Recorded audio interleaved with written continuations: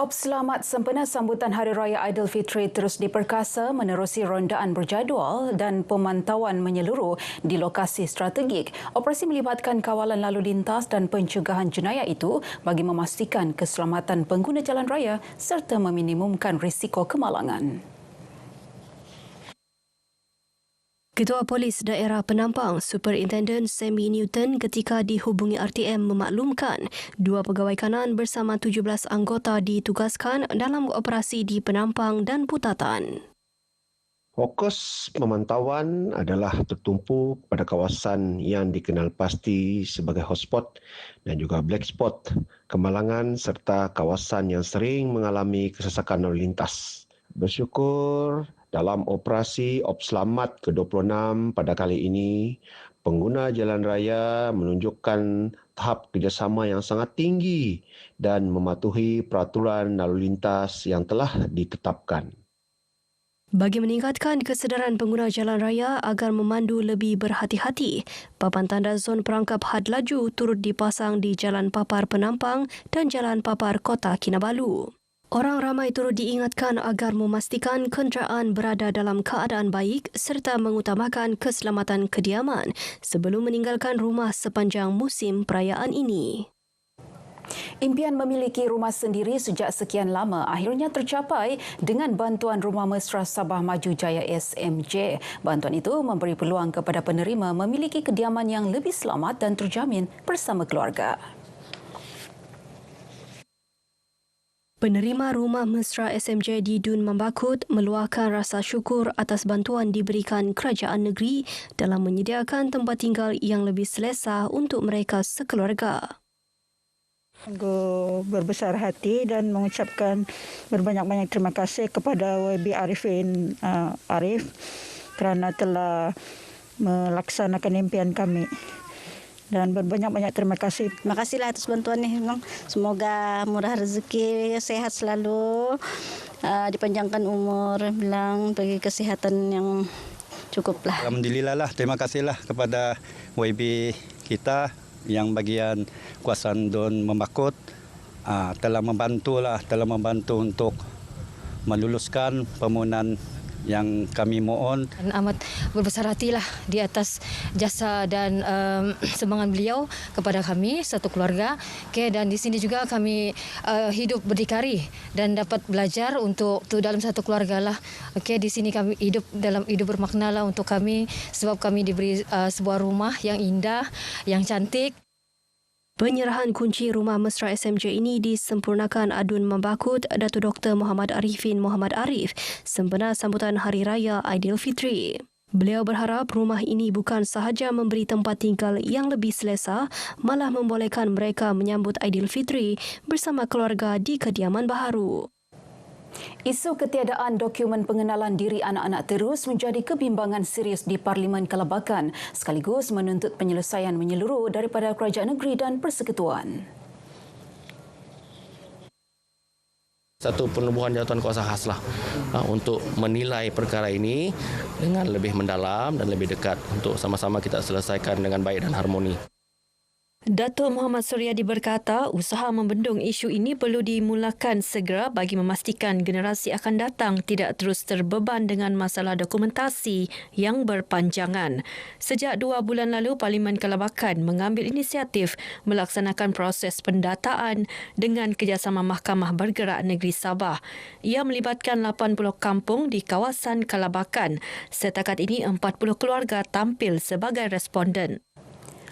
Pendidikan agama Islam berperanan penting membentuk sasiah diri dan pembangunan modal insan yang seimbang. Penekanan terhadap ilmu pengetahuan dilihat sebagai asas utama dalam kehidupan umat Islam merangkumi aspek sasiah, akhlak dan kemahiran.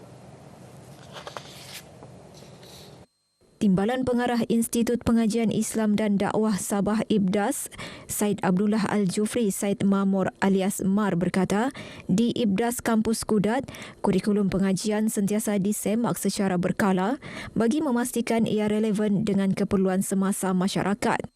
Pelajar turut didedahkan dengan pelbagai disiplin ilmu seperti akidah, Al-Quran dan hadis selain penglibatan dalam program pembangunan diri. Antaranya bengkel imam dan muazzim, kursus pengurusan jenazah, kepimpinan Islam serta kem jati diri. Beliau berucap sempena Majlis Apresiasi Pelajar Program Pensijilan Asas Islam IBDAS Kampus Kudat sesi 2025-2026. Majlis perasmian disempurnakan Ketua Penolong Setiausaha Bahagian Pelaburan MUIS, Dr. Pujara Alif Al-Ain Jasni. Majlis apresiasi bertujuan melahirkan pelajar berkemahiran dan bersedia untuk berkhidmat kepada masyarakat, khususnya dalam menggerakkan aktiviti keagamaan di peringkat komuniti. Sehubungan itu, pelajar disaran memanfaatkan peluang menuntut ilmu bagi membentuk kepribadian unggul serta memberi manfaat kepada masyarakat.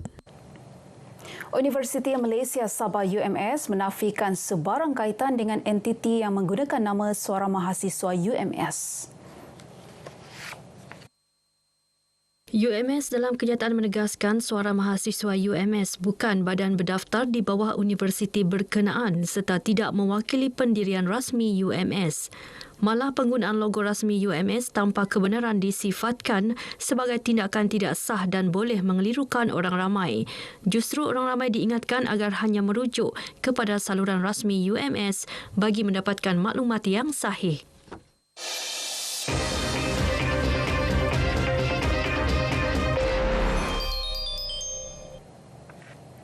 Di Kampung Pangi, Tenem, landasan kereta api umpama nadi kehidupan. Namun 3 Mac lalu, satu insiden cemas hampir mencetuskan tragedi.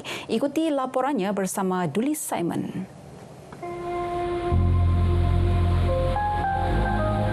Di perkampungan pendalaman ini, landasan besi menjadi saksi rutin harian masyarakat.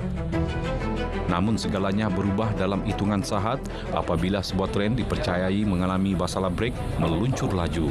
Tindakan pantas 6 penduduk kampung menyelamatkan keadaan. Mereka nekat meletakkan motosikal di atas landasan yang berjaya menghentikan tren tersebut. Pada masa itu itu motor kami di landasan tidak sempat sudah mau buat apa-apa. Itu kereta api pun meluncur laju. Lepas itu kami lompat sajalah, biarlah itu motor rusak, yang penting kami selamat. Kami panik juga lah, habis kami kasih biar saya motor kami lah. Terus kami terjun di siring, ada yang termasuk di paret. Ya biar rusak lah motor kami, daripada kami punya nyawa yang terbang, biar kami kasih biar kami punya motor lah. Yang penting itu kereta api selamat berhenti lah, daripada ada apa-apa. Tindakan berani ini bukan saja menyelamatkan nyawa, malah mengelak bencana lebih besar terhadap penumpang lain termasuk guru-guru yang dalam perjalanan ke sekolah. Syukurlah diorang selamat lah. Masa itu saya memang tiada. Cucu saya pergi sekolah tapi kami kena suruh balik pasal dia bersambung. Ya, terima kasihlah, selamat juga diorang guru-guru. Kalau tiada diorang tidak selamat diorang itu. Keberanian luar biasa ini mendapat perhatian Ketua Menteri Datuk Seri Panglima Haji Nor yang menyumbangkan motosikal baharu kepada ke-66 penduduk terbabit sebagai tanda penghargaan. Terima kasih kepada Datuk Seri Panglima Haji Nor, Ketua Menteri Kerajaan dan Negeri, sebab dia bagi kami bantuan 6 biji motor. Kalau tiada ini susah kami mau macam cari makan. Penduduk Kampung Pangi juga bakal menikmati kemudahan jalan raya melalui projek pembinaan Jalan Tenom Pangi sepanjang 9.2 km. Proses pelantikan konsultan dijangka selesai Mei ini sebelum tender dikeluarkan. Insiden ini mengimbau tragedi hitam 9 April 2008 apabila sebuah kereta api terjunam ke dalam Sungai Padas yang mengorbankan 2 nyawa. Namun kali ini sejarah hitam itu berjaya disekat oleh hero Pangi.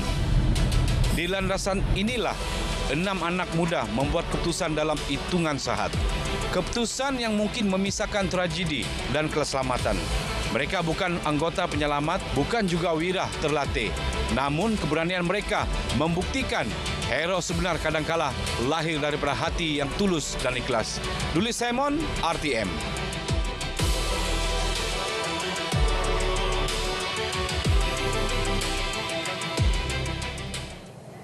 Baik, paparan itu mengakhiri Berita Pagi Sabah kali ini. Menyusul selepas ini Berita Pagi Sarawak bersama Lydia Yusrina. Salam Malaysia Madani.